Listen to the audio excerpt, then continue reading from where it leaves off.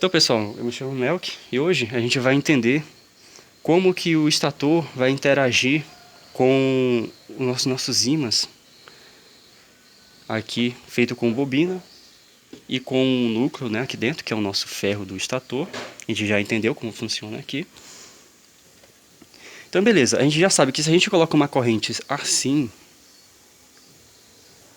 a gente vai criar um campo magnético assim, circular, né? Só que ele passa aqui pelo nosso estator, quer dizer, rotor.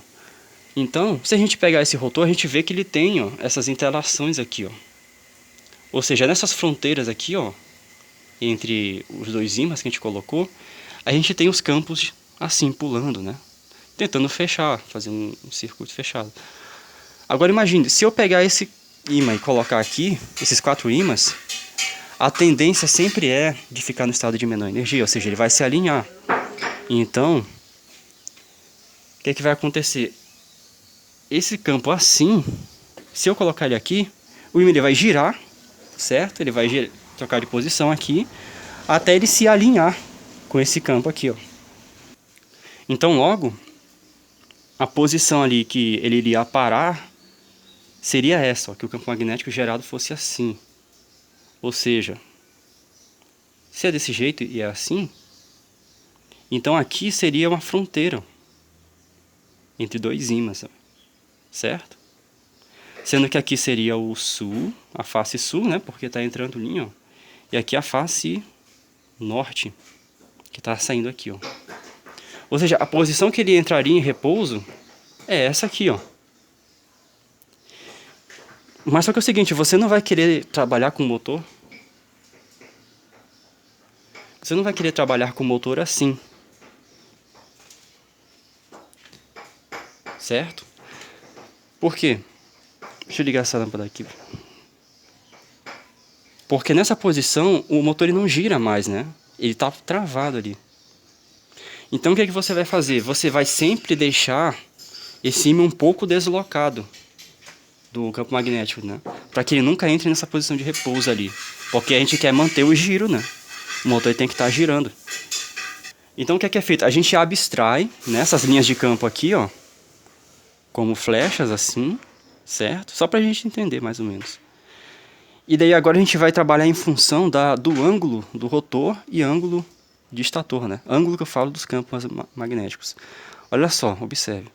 Se os campos eles se juntam assim, ó, ou seja, ficou no ponto de repouso, né? Então a gente vai convencionar isso como sendo 0 graus. Agora, se o campo for assim, ó, aí vai ser 90 graus, né? Agora observe o seguinte. Aqui é repouso, né? Aqui eu sei que vai ter uma força tremenda para tentar fazer com que eles se alinhem, né? E se ele estiver assim? Aqui seria 180 graus, né? Só que o que acontece? Para que eles fiquem na posição de assim, ó, esse daqui vai ter que girar 180 graus, né, para ficar na posição de repouso. Só que ele pode girar para os dois lados, ele pode girar assim ou assim, né? Então, isso meio que cria um ponto que o torque é 0 também, né? Porque se você deixa ele bem equilibrado, a força que vai fazer ele girar assim vai ser pouca também.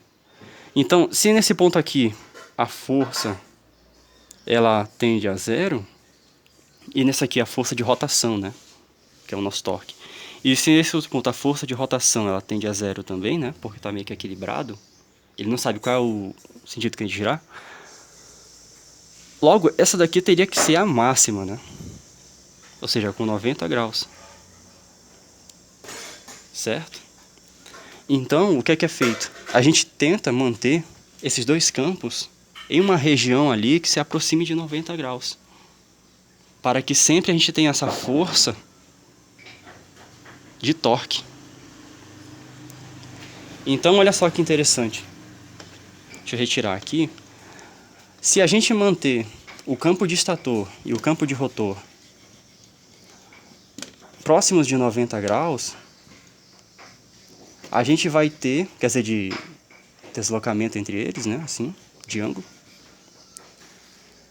a gente vai ter um torque próximo do máximo possível, né? Então o que é feito? Deixa eu tentar desenhar aqui de novo. Então a gente já sabe que quando essas duas fases são acionadas assim, o campo que elas geram passa por aqui, né, e circula aqui por fora, ó. Então 90 graus seria mais ou menos um campo que fizesse assim, né? Olha só, consegue entender? Olha só, 90 graus para cá. Então, seria um campo fechado, mais ou menos desse jeito, ó. Certo? Porque se você pega as duas cruzes aqui, ó, quer dizer, as duas flechas, aproximadamente é 90 graus, ó. Só que a gente tem que lembrar que o campo ele é fechado, aqui fora e aqui dentro. Então, no caso, a minha forma de botar os ímãs aqui é mais ou menos aqui. Os 4 ímãs assim, certo? Aqui vai ficar norte e aqui sul. Ou seja, se eu pegar ele, é mais ou menos a posição que já está aqui, ó, só que um pouco deslocada, né? Pegar ele e colocar nessa posição aqui, ó, norte-sul. Nessa posição, aonde se cruzam aqui as linhas de força, são muitas linhas de força, mas tem um ponto nelas que se cruzam, vai ter 90 graus aqui, ó. Então, o rotor ele vai ficar com uma força bacana para poder se alinhar ali. Então, o que é que vai acontecer, na verdade, né? Como os ímãs eles não vão girar certinho para acompanhar o meu rotor, na verdade, o que acontece é isso aqui, ó. A gente vai ter no meio 90 graus, né? Só que ele vai começar a atuar com menos para cá, se não me engano é 30 graus. E 30 graus no outro. Ou seja, o ponto que vai mudar de fase, né? Vai ser quando ele passar desses 30 graus aqui, ó. Ou seja, ele entra nos 30 graus, o ímã ele fica parado, né? As fases ficam aqui, só que ele vai girando. Eu não lembro, pessoal, se é 30 ou se é 15, mas acho que é 30. Da última vez que eu fiz, né, a experiência. Daí ele vai girando, chega no máximo, né, que é 90, depois passa um pouco. Daí quando ele chega nesse ponto, o que é que acontece? Eu já tenho que mudar o arranjo de fase. Certo? Então o que é feito? Chegando nesse ponto aqui limite, ó, começando aqui, chegando até aqui, eu tenho que tirar a alimentação dessa fase aqui para colocar para essa fase. Então ficaria mais I, certo? Daí o que aconteceu? O campo que ele era assim, ó, ele vai deixar de existir para poder criar um campo aqui, certo? Então vai ser um campo para cá.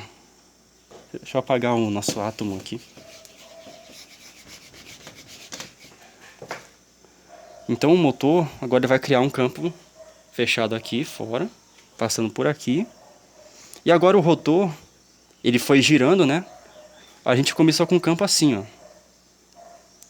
Esse ponto aqui era os 30 graus, né, pra cá.